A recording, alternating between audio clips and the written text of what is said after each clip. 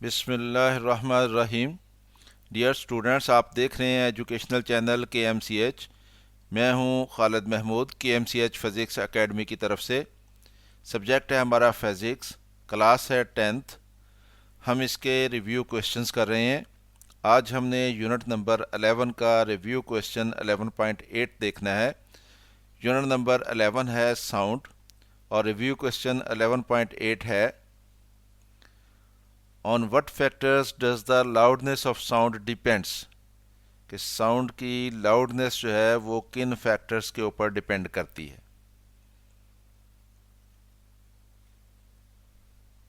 Loudness of sound क्या होती है, पहले इसको देख लेते हैं। Loudness is the characteristic of sound by which loud and फेंट साउंड्स कैन बी डिस्टिंग्विश्ड, कि ये आवाज़ की वो खासियत है जिसकी बिना पे हमें एक ऊंची और मध्यम आवाज़ के दरमियान फ़र्क महसूस होता है। हम फ़र्क महसूस करते हैं कि ये आवाज़ जो है वो ऊंची है, ये आवाज़ जो है वो धीमी है। यानी लाउड और फेंट साउंड के दरमियान फ़र्क महसूस करते हैं हम।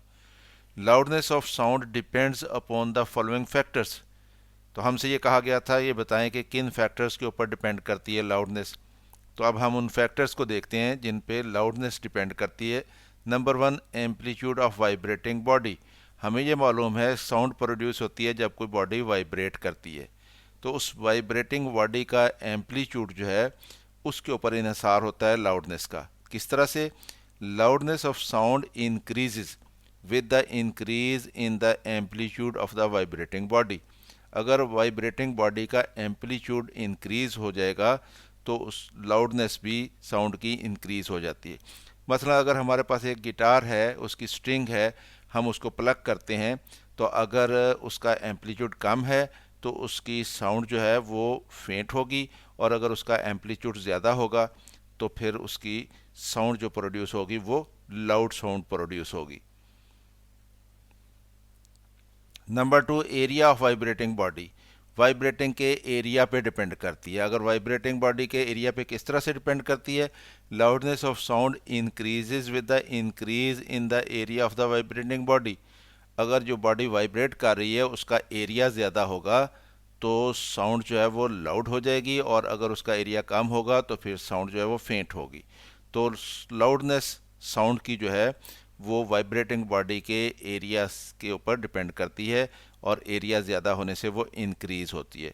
मसलन अगर हमारे पास एक ढोलकी है और उसका जो मेम्ब्रेंस है उसका एरिया कम है, और उसके मुकाबले में एक हमारे पास ढोल है, उसका मेम्ब्रेंस जो है उसका एरिया ज़्यादा है, तो इसका मतलब ये हुआ कि ढोलकी जो है उसकी आवाज़ जो है वो फेंट होगी एज़ कम्पेयर टू ढोल, क्योंकि उसका मेम्ब्रेंस जो है उसका एरिया ज़्यादा होता है और वो वाइब्रेटिंग एरिया उसका बढ़ जाता है। जितना ज़्यादा वाइब्रेटिंग एरिया होगा उतनी ज़्यादा लाउड साउंड प्रोड्यूस होगी, तो इसीलिए ढोलकी की निस्बत ढोल की साउंड जो है वो ज़्यादा ऊंची होती है, ज़्यादा लाउड होती है। Number 3, distance of listener from source. Source से लिसनर का डिस्टेंस कितना है उस पर डिपेंड करता है, क्योंकि साउंड जो है एनर्जी है और वो प्रोपेगेट होती है थ्रू मीडियम, तो वो एनर्जी डिस्टेंस के साथ साथ कम होती जाती है।